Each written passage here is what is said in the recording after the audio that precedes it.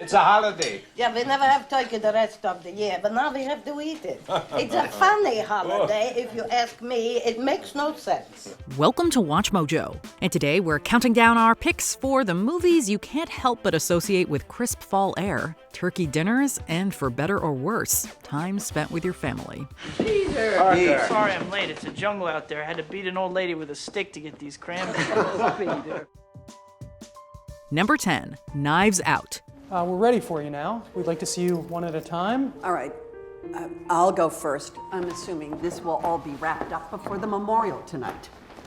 We'll do our best, ma'am. While not explicitly a Thanksgiving movie, it's set at a family patriarch's 85th birthday, Knives Out captures the exquisite fall vibes that make the holiday special. Think about it. You've got a tense, awkward family reunion, Chris Evans' iconic cable knit sweater, and a murder most foul. Okay, hopefully your Thanksgiving dinner doesn't contain that last part, but it's definitely what gives Knives Out its nail-biting atmosphere. I observe the facts without biases of the head or heart. I determine the ark's path, stroll leisurely to its terminus, and the truth falls at my feet. Released over Thanksgiving weekend in 2019, the film was a colossal hit, making over $300 million on its $40 million budget. And hey, it's a murder mystery, but it's rated PG-13, so no awkward nude scenes to watch with your parents. I think you're very perceptive and very capable of telling me what you saw the night of your son's party. Number 9, She's Gotta Have It. Lord, thank you for the food we're about to receive, for the nourishment of our bodies, for Christ's sake. Amen. Amen. Spike Lee's directorial debut immediately let audiences know what the budding, often incendiary filmmaker would have in store. She's Gotta Have It, a romantic comedy as only future Oscar winner Lee could do it, follows the dating misadventures of Nola Darling, a Brooklyn-based graphic artist. Before we enjoy this meal, I'd like to know whose brilliant idea this was. Who invited you? And who invited you?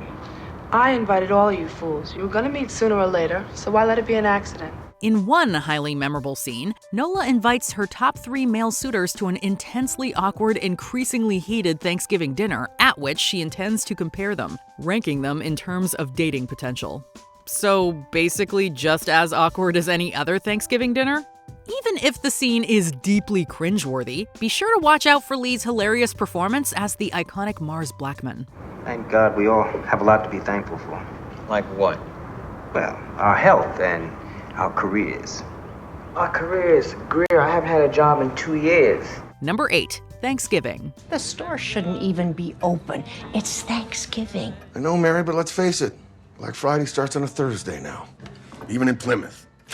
Admittedly, Thanksgiving slasher movie based on a fake trailer doesn't sound like the most promising concept. Your concerns may be eased when you learn that Thanksgiving was directed by horror mainstay Eli Roth, who elevates what could easily have been B-movie material with his quirky, over-the-top sensibilities. We got the killer on security cam, and you're not gonna believe what he's wearing. Cameras at Right Mark caught the same guy lowering her legs onto the sign from the roof. Just like you said, Sheriff. Everyone in town's wearing them. An inspired send-up of slasher movies that serves as a tongue-in-cheek love letter to the genre, Thanksgiving focuses on a group of teens in small-town Massachusetts being terrorized by a killer who, rather fittingly, wears a John Carver mask. For context, Carver was a British pilgrim who came to America on the fateful Mayflower voyage. Thanks for the history lesson, Eli. I'm live outside the Plymouth Sheriff's Department where outraged citizens are demanding answers after a performer was murdered in broad daylight at the Thanksgiving Day parade. Number 7, Tower Heist. We have to be back here in 9 hours. Remember that time you danced on that bar in Times Square? I almost fainted. That's a drunken dream you had 6 years ago. You were shaking your ass up there like Tina Turner. If you're tired of sickly sweet Thanksgiving sentimentality, we'd recommend firing up the Ben Stiller and Eddie Murphy action comedy Tower Heist. No feasts or fireplaces to be found here. Instead, you've got a group of disgruntled apartment complex employees aiming to take revenge on a disgraced billionaire. So you're saying you want to rob $20 million from Arthur Shaw, which you think he's hidden in a secret wall safe inside his penthouse apartment. An apartment which he's not allowed to leave and is guarded by 3 FBI agents 24 hours a day. 2. With a plot that still feels fresh today, hilarious interplay between its cast members, and old-school Ocean's 11-esque thrills, Tower Heist earns its turkey movie title by taking place during the Macy's Thanksgiving Day Parade. A box office bomb at the time of its release, you can play a part in giving Tower Heist its well-deserved cult status this Thanksgiving. I do remember you. You the little seizure boy that was having them seizures all the time. No, I never had any seizures. They were minor spasms of the throat. I remember you would start foaming up in the mouth and your eyes would go crooked. No. It was very scary. Number 6, Hannah and Her Sisters. This is the last time I promise, and I'm keeping strict account. Holly, please, don't insult me. Someday I'll pay it all back. How much do you need? $2,000. I know it's a lot, but my friend April and we have this catering idea I think it's going to be great. Director Woody Allen's controversial personal life aside, Hannah and Her Sisters is a funny, bittersweet, heartbreaking, uplifting dramedy that endures. Allen's film features a star-studded ensemble cast that includes such legends of the screen as Michael Caine, Mia Farrow, Carrie Fisher, Diane Wiest, and more still. Incidentally, I always have clients who are furnishing places. Some of them might be interested in buying art. Shall I call you? Yeah, sure. No, Frederick would really be grateful for a sale. Bookended by Thanksgiving dinners, the holiday serves as the story's frame, planting the seeds of conflict that the movie brings to light in Allen's characteristically tightly wound manner. At one point, the director's highest-grossing project, Hannah and Her Sisters won Allen his second Oscar for Best Original Screenplay, while also winning Best Supporting Actor and Actress for Caine and Wiest's performances, respectively. And we all congratulate her on her wonderful accomplishment during this last year, her great success in A Doll's House. Number 5, Addams Family Values. And as their leader in the secondary but still compellingly written role of Pocahontas, guess who we have in mind? Our own little brunette outcast, Wednesday Addams. Looking to add a pinch of goth seasoning to your Thanksgiving meal? Look no further than director Barry Sonnenfeld's wildly inspired sequel to his 1991 Addams Family film adaptation. The vanishingly rare sequel that accomplishes the remarkable feat of surpassing its predecessor, Values lands a spot on our list for its unique take on Thanksgiving. Welcome to our table, our new primitive friends. Thank you, Sarah Miller. You're the most beautiful person I've ever seen. Your hair is the color of the sun. Your skin is like fresh milk. And everyone loves you. In the film, Christina Ricci's devious, rebellious Wednesday Addams leads the charge against the snooty bullies at Camp Chippewa. In doing so, we get a surprisingly progressive deconstruction of Thanksgiving as a whole. As Eater's Ezra Arol wrote, the film serves as, quote, a reminder that America's first Thanksgiving isn't really the heartfelt celebration our textbooks and children's books made it out to seem. You have taken the land which is rightfully ours. Years from now, my people will be forced to live in mobile homes, on reservations. Your people will wear cardigans and drink highballs. Number 4, Scent of a Woman. Sophia, measure up Charlie here, pronto. We got a date for Thanksgiving. We got a date? My brother's place. W.R. Slade. Hooah! It's easy to forget that the film that finally won Al Pacino an Oscar is a stealth Thanksgiving movie.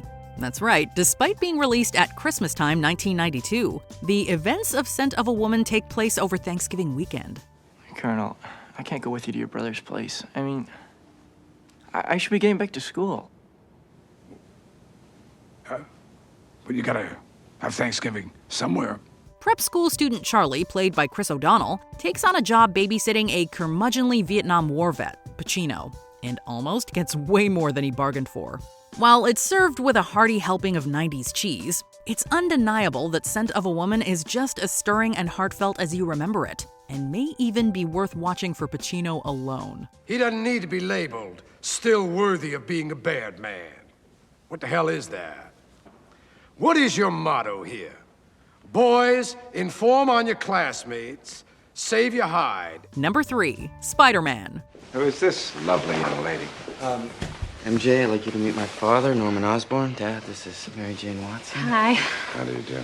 I've been looking forward to meeting you. Happy Thanksgiving, sir. Move over, Die Hard! There's a new holiday movie in town for people to argue over whether or not it's actually a holiday movie. Hear us out. Sam Raimi's superhero classic not only features a pivotal scene set at a Thanksgiving dinner, but also features the hilariously named World Unity Festival, clearly intended to allude to the iconic Macy's Thanksgiving Day Parade. That is, without stepping on any toes. Copyright infringement. Oh, Max, please. Norman, the board is unanimous. We're announcing the sale after the World Unity Festival. I'm sorry. Even Die Hard didn't have that much actual Christmas stuff in it.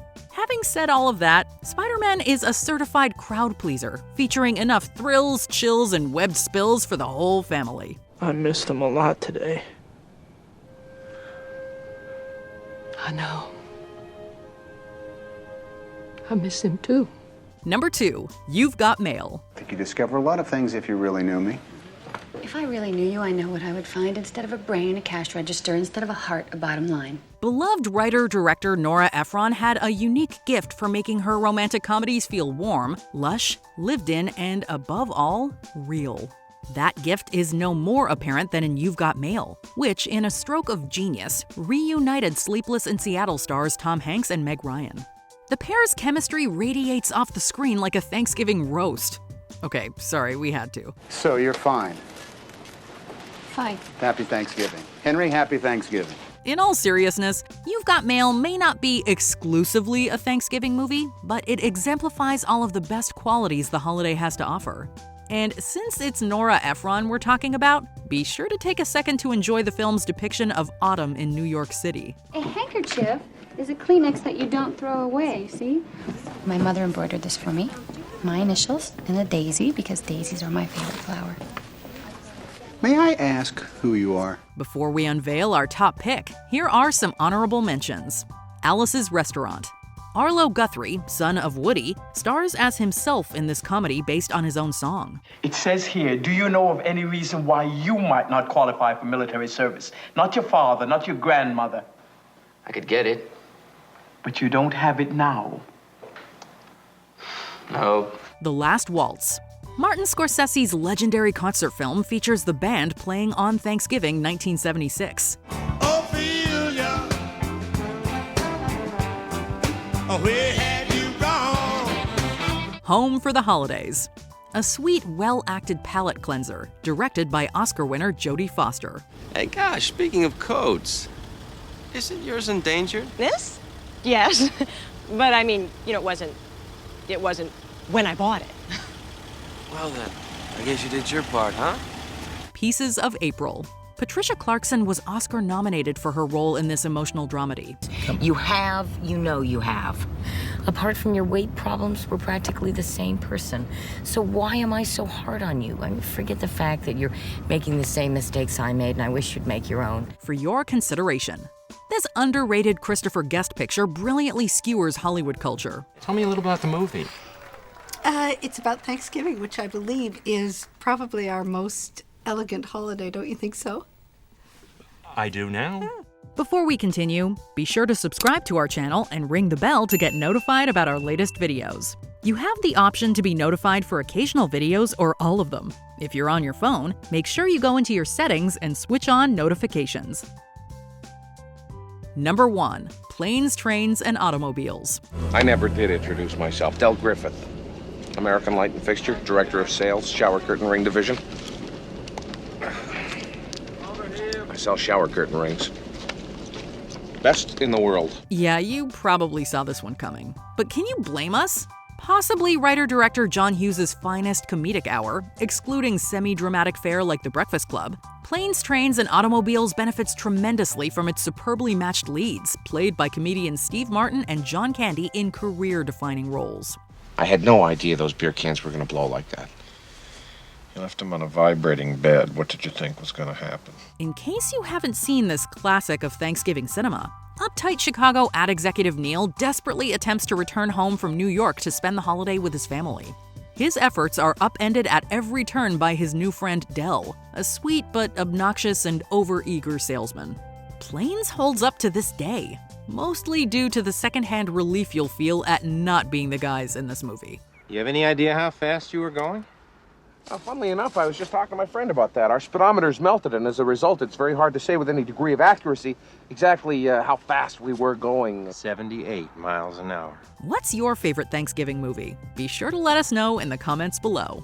The gods of my tribe have spoken. They have said, do not trust the pilgrims, especially Sarah Miller. Did you enjoy this video? Check out these other clips from WatchMojo, and be sure to subscribe and ring the bell to be notified about our latest videos.